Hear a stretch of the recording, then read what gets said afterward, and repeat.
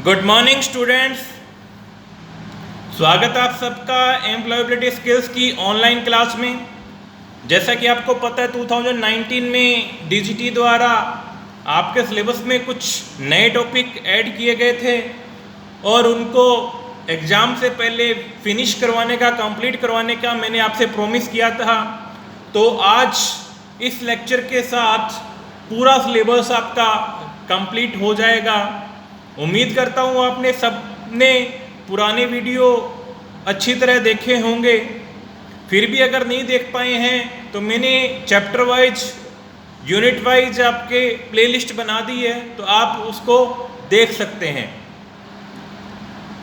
आज इस customer interaction और सर्विस, ग्राहक सेवा और सहभागिता की यूनिट जो हमारी चल रही है उसका लास्ट टॉपिक आज हम लेने जा रहे हैं।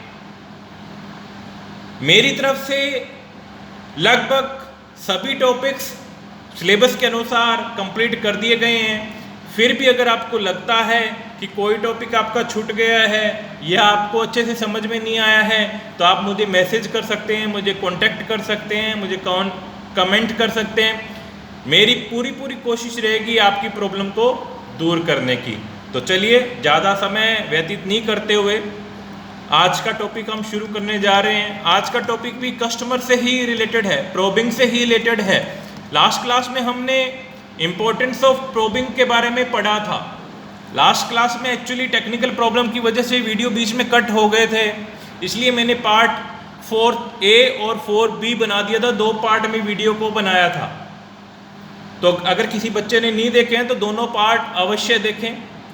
Importance of probing part B में मैंने पूरा कवर किया है। मुश्किल से 2-3 मिनट का वीडियो है वो, उसको ज़रूर देखें।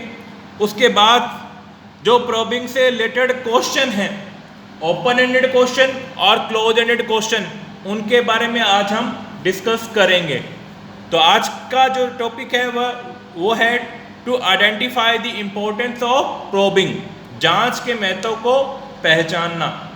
किस तरह से हम जांच के महत्व को पहचानेंगे, किस तरह से हम कस्टमर से क्वेश्चनिंग करेंगे, किस तरह के क्वेश्चन कस्टमर से हम कर सकते हैं, तो उसके बारे में आज चर्चा करेंगे। इम्पोर्टेंस के बारे में हम लास्ट क्लास में चर्चा कर चुके हैं कि प्रोबिंग क्यों इम्पोर्टेंट है। एक बिजनेस पॉइंट ऑफ व्यू से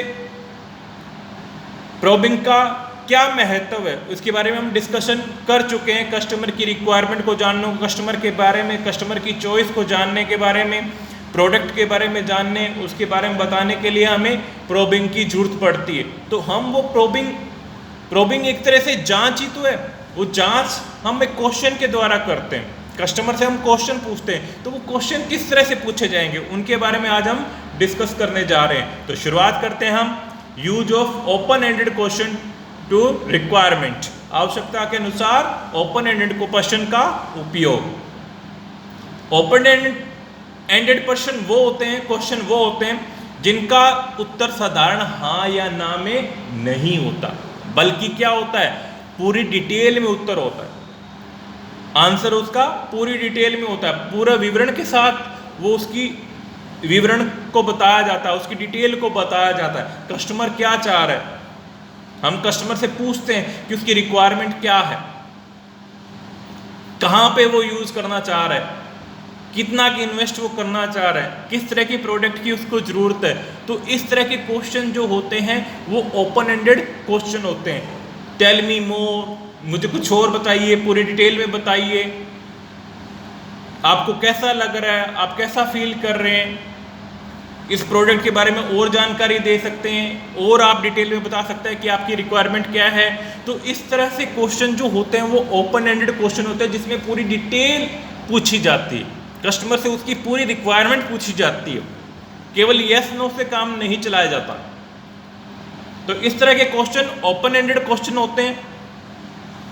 हिंदी में कहें तो खुले क्वेश्चन होते हैं, ओपन माइंडेड क्वेश्चन होते हैं, जो जिसमें कोई रटे रटाए क्वेश्चन का जवाब नहीं दिया जाता, बाकायदा उसको पूरा डिस्क्राइब किया जाता है दुकानदार के साथ, व्यवसायी के द्वारा उसको पूरा डिटेल के साथ कस्टमर को बताया जाता है, ताकि वो उससे संतुष्ट हो सके, उसको पहचान सके, उसकी रिक्वायरमेंट फुलफिल हो सके। इसका दोनों तरफ फायदा होता है। कस्टमर भी अपनी रिक्वायरमेंट को पहचान पाता है, उसको पता लगता है कि हाँ मैं कितना के इन्वेस्ट कर सकता हूँ, इस प्रोडक्ट की क्या यूज है। कई बार हमारा ये होता है कि हमें एक पर्टिकुलर काम के लिए कोई प्रोडक्ट ले आते हैं लेकिन दूसरे काम नहीं आता। अगर वो हम रिक्वायरमेंट अच्छी तरह दुकानदार को बता दें तो हमारा एक प्रोडक्ट हो सकता है 2-3 जगह काम आ जाए, हमारी घर की सारी जो रिक्वायरमेंट है वो फुलफिल हो जाए, कुछ एक्स्ट्रा फीचर जिसके बारे में हमें पता लग जाए। तो ये ओपन एंडेड क्वेश्चन की वजह से ही ये पता लग पाएगा। या व्यवसाय के तौर पे एक दुकानदार के पॉइंट ऑफ व्यू से देखें तो हमें कस्टमर की रिक्वायरमेंट पता चलेगी, तो हम उसे बेस्ट से बेस्ट प्रोडक्ट देने की कोशिश करेंगे और उसको चॉइस देने की कोशिश कर सकते हैं।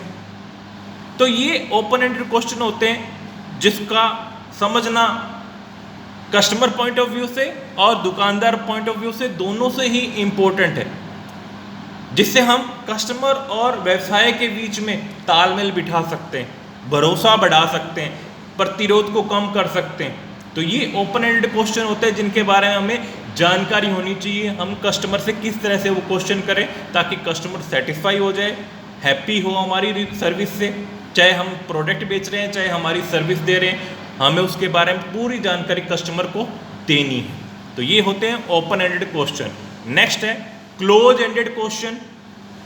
अब क्लोज एंडेड क्वेश्चन कौन से होते हैं? जिनका जवाब सिर्फ यस, नो या मे बी, बस इससे ज़्यादा नहीं होता, पूरा डिस्क्राइब नहीं होता। आपको ये चीज़ चाहिए, यस, आपके पास है, नहीं है, बस यस और नो में ही काम चल जाता है।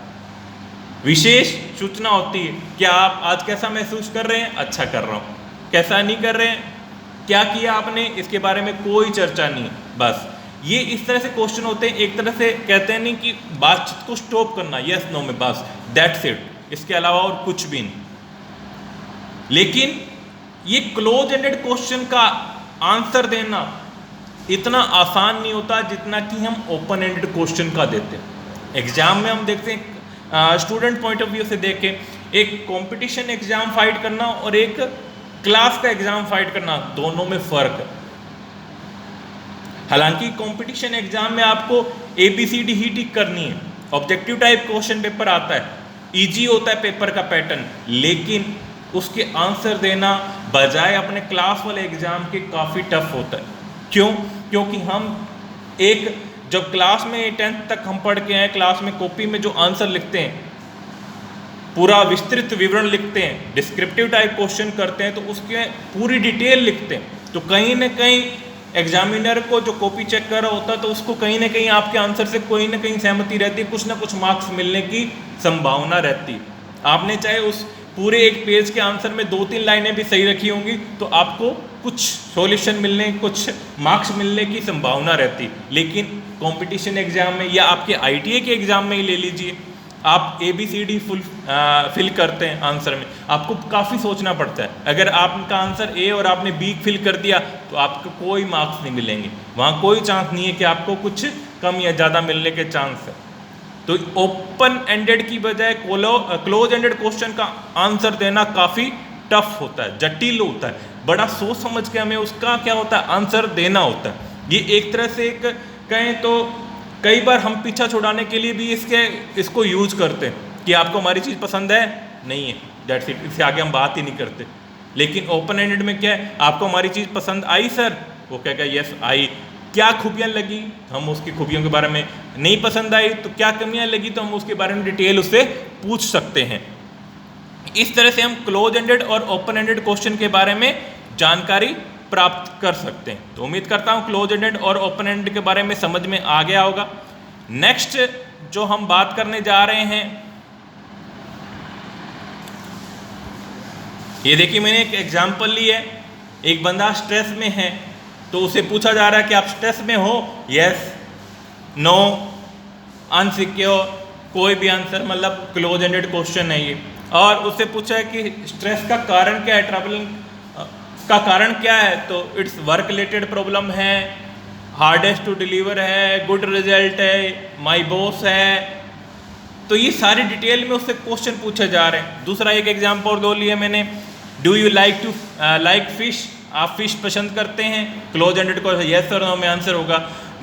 ओपन एंडेड क्वेश्चन कैसा होगा, what kind of fish do you like, किस तरह की फिश आप पसंद करते हो, तो आपको डिटेल में उसको आंसर देना होगा। नेक्स्ट, इसी तरह से मैंने कुछ एग्जाम्पल और लिए ओपन एंडेड क्वेश्चन के और क्लोज एंडेड क्वेश्चन के। जैसे ओपन एंडेड क्वेश्चन है, हमारे उत्पाद सेवाओं को चुनने के मुख्य कारण क्या थे।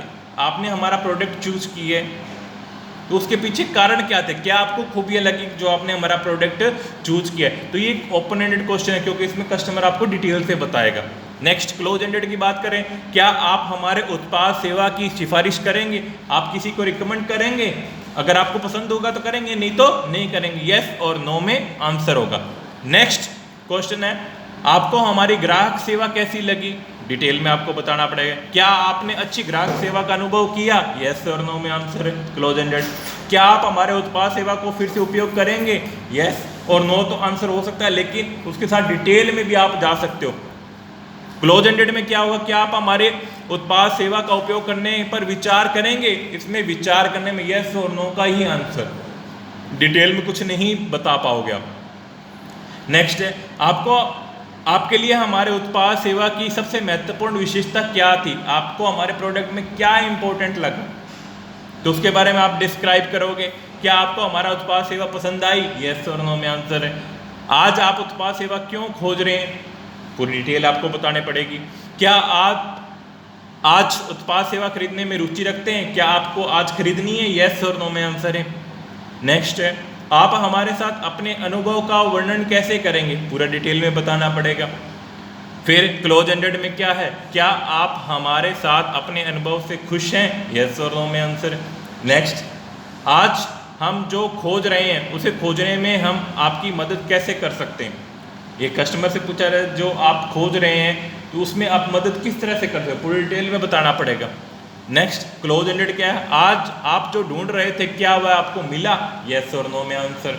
मॉल में कोई गया बंदा तो उसको प्रोडक्ट मिला या नहीं मिला, बस येस और नो में आंसर हो गया। तो ये कुछ ओपन एंडेड और क्लोज एंडेड क्वेश्चन के एग्जाम्पल थे जो मैंने आपके साथ डिस्कस किए हैं, जो कि एक बिजनेस पॉइंट ऑफ व्यू से एक प्रोबिंग के लिए इम्पोर्टेंट है। तो उम्मीद करता हूँ सबको close ended open ended question के बारे में अच्छे से पता लग गया होगा, प्रोबिंग के बारे में अच्छे से पता लग गया होगा कि किस तरह से जांच के क्वेश्चन इंपॉर्टेंट है एक बिजनेस पॉइंट ऑफ व्यू से।